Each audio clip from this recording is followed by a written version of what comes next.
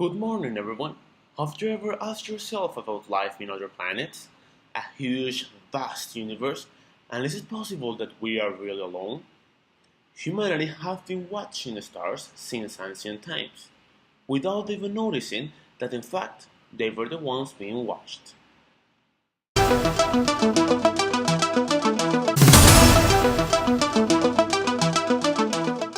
Everything started walking one sunny and calm day.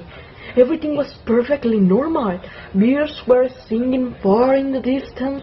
Meanwhile, neighbors shared me some laughs and my husband kissing me my forehead. Then everything went wrong. A huge cylindrical object fell from the sky and crashed in the hill near Woken. The light it made was such splendor that many people in the near villages saw it crashing into the hill in a pit. Many of them arrived to the place and started proposing different ideas of what can be found inside the cylinder, as it was clear it was not a regular asteroid. When there were hundreds of people in the pit, it opened. A strange creature came out of the fell object. There were rhythmic and metallic sounds all night after serenade day.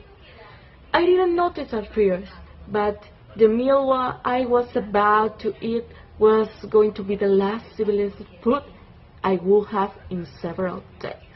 Next day, the first Martian was seen. In fact, it killed many people using one of Martian's most powerful weapons, the head ray. I had to protect my wife from this. So I decided to go to Leatherhead. I thought it might be safe. I left her there. Afterward, I thought there was no hope for seeing her again. I returned to Woking, where I met an artilleryman, the last soldier on his brigade, and started my journey. No, he just had one objective in his mind, to go back to Leatherhead for his wife. That's why, basically, that he with the German tried to go to Wales, because it was told it was a secure route. The problem was that Martians were attacking, authorities were trying to evacuate the city, and after many deaths, after all what happened there, they were forced to continue by the way. After the incident in Wainwright, I have been fully aware of the destructive capacity Martians had.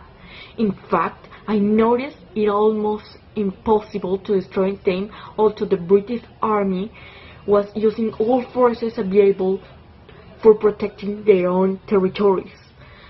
I followed the Thames River with the intention of getting as far as possible from Martians. I have to admit that I knew our armies didn't have a chance against such threats.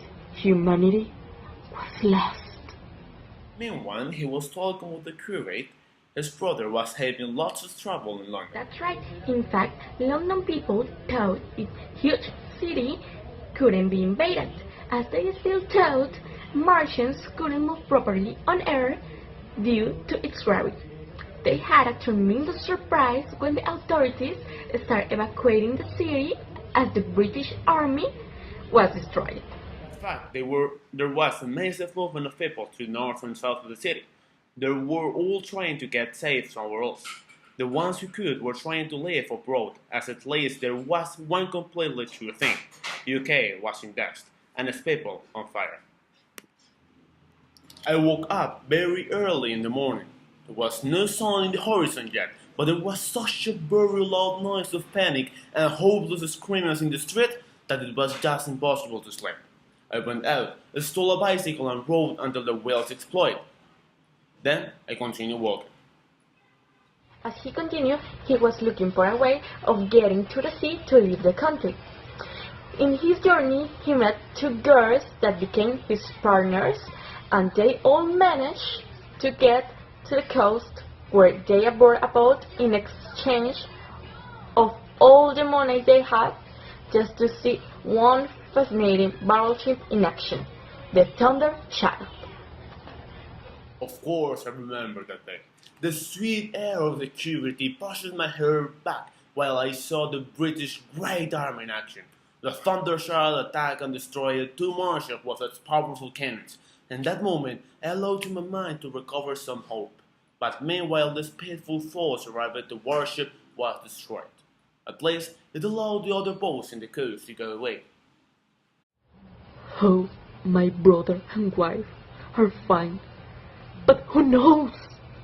We are trapped in this damn house with no option but sitting here without doing anything because of the black smoke Martians. Totem for killing, breathing, living things. After some days, a Martian came and claimed the black smoke, as they always did, and the curate and his companion were able to start over the journey for safety.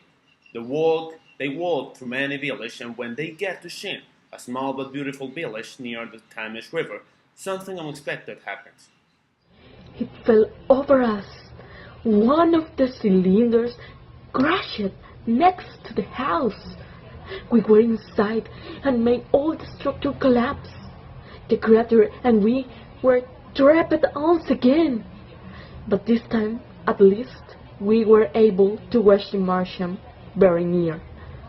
They didn't notice we were there, so they just continue their normal activities in constructing a strangling agile for building of the war tripods.